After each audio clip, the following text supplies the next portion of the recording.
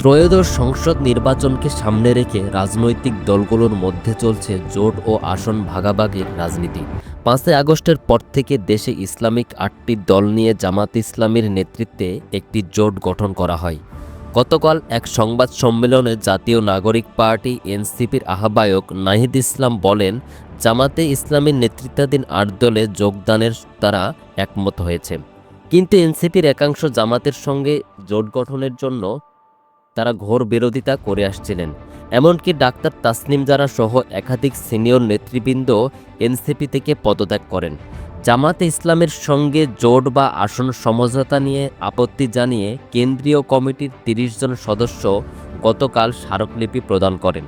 তারা স্মারকলিপিতে বলেন, সম্প্রতি জামাতে ইসলামী সহ ৮ দলীয় জোটের সঙ্গে রাজনৈতিক জোট বা আসন সমঝোতার সম্ভাবনা নিয়ে যে আলোচনা সামনে এসেছে সে বিষয়ে আমরা স্পষ্টভাবে আমাদের আপত্তি জানাচ্ছি। এছাড়া ৩০০ আসনে প্রার্থী দেওয়া, ১৫০০ জন ব্যক্তির কাছে মনোনয়নপত্র বিক্রি, পরে ১২৫ জন প্রার্থী ঘোষণা এবং এখন অল্প কিছু আসনের জন্য জোটে যাওয়ার বিষয়গুলো জাতির সাথে প্রতারণার শামিল বলেও মনে করেন তারা।